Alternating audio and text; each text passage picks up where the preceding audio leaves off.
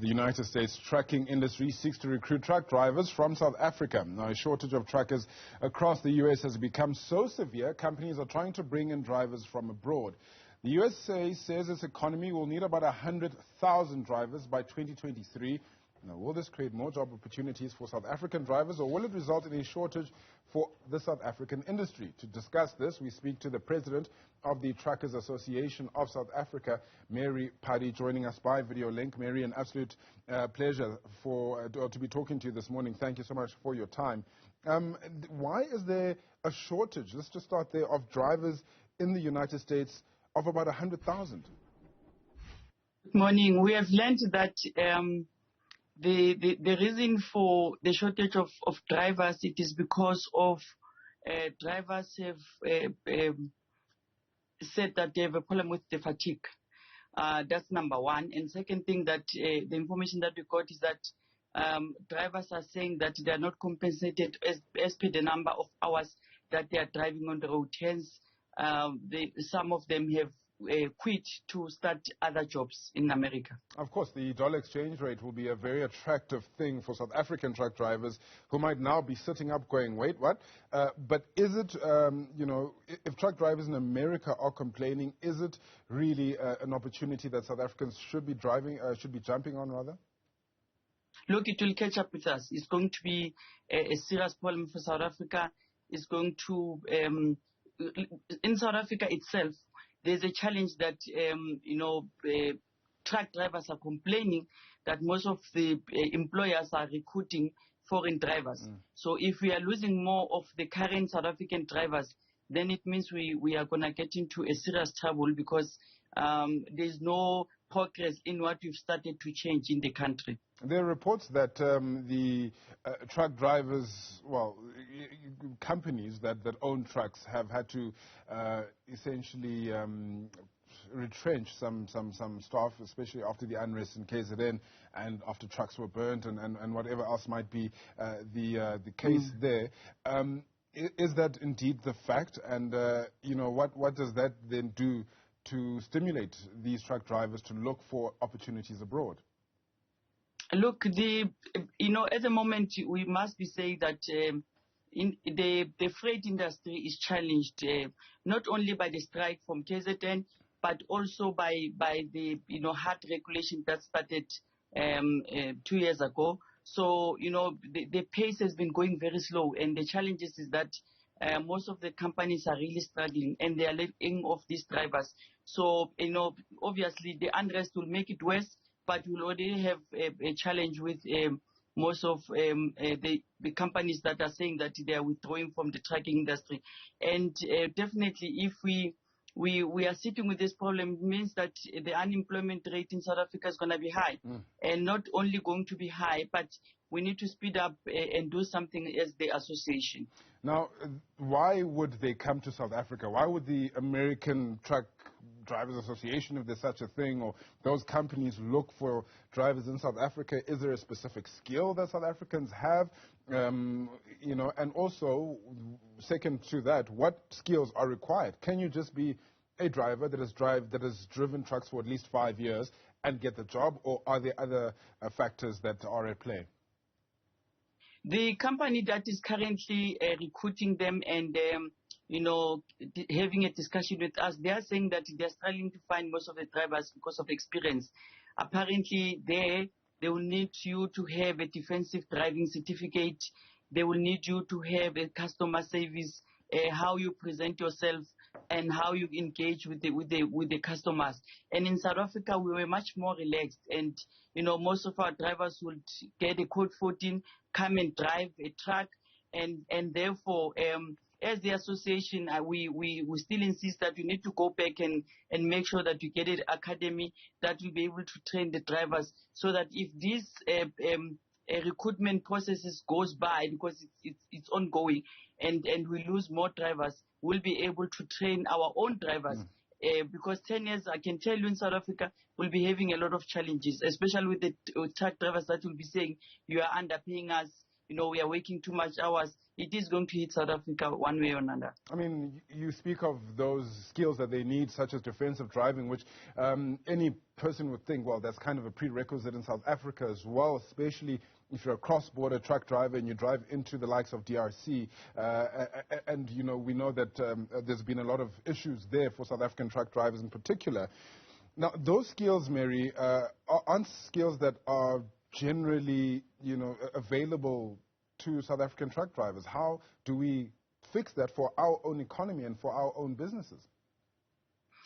Look, we are establishing an academy, and this academy must be up and running by 2022. We are working as fast as possible so that we don't have a situation whereby a driver comes from the municipality with a code 14 and then rides straight into a truck, to drive it. Hence, we see a lot of accidents. But in the U.S., accidents, they don't happen more often. But to us, we have a challenge of accidents. So it can clearly show you that we don't have enough training to give it to the truck drivers in South Africa. We don't have enough training to be able to teach them how they can be representable. We didn't give them enough training how to deal with any unrest that will be in South Africa. So that academy is going to touch a lot of things to make sure that truck drivers in South Africa get a special skill. We need to push them. We need to get an assistance from the government whereby we say that there's no driver in South Africa that will be able to drive a truck with a code 14. But drivers must be forced to go to a certain college to be trained before they can be, employed in the truck. So, it clearly shows you that we are behind. It clearly shows you that there's quite a lot of work to be done. I mean, absolutely, we are behind. If you look at the UK, I mean, drivers in the UK can earn up to R1 million a year from driving trucks, and that's as a result to them having these specialized skills. Now, when you take it back home, we don't necessarily have the financial power to pay them for those skills. What do you think that will then do for the industry? As you had mentioned not so long ago, truck drivers might then turn around and say, well, we upskilled, we need more money. Look, we have received already, calls from their association where they were saying that we are definitely jumping a ship. And, I think, the clock is ticking. So therefore, the sooner we do something about it, the better. Remember, we are regulated by the bargaining council in terms of a salary scale, but obviously we are still sitting with other employers that are underpaying drivers. So, this move of the U.S. is telling us that we need to do something about it, definitely, because if we can change the salary scale of, to match whatever that they'll be paying them, we won't be able to do that as South Africans. And besides that, in South Africa, we are still depending on the tender processes, whereby you work for 3 years. We don't have a long-term or green contract where you can be comfortable that when you hire a person, you're going to keep that person for a very long time. In your honest opinion, is this opportunity worth it, Mary? It is going to affect us. It is something that we need to make sure that, it doesn't come. If it was our way, we would keep our own drivers because we also have the shortage.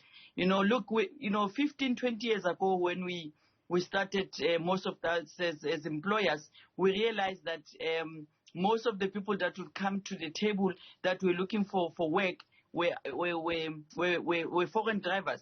And we hired them without the intention of rejecting our own. And later in the years, the South African drivers came and said, please hire us. And we are now in the recruiting space. We are recruiting without, experience because we are under pressure. Now, on the other hand, if we can be happy with what is happening in the USA, then it's going to affect us more. So, honest opinion is that we are not happy with the whole thing.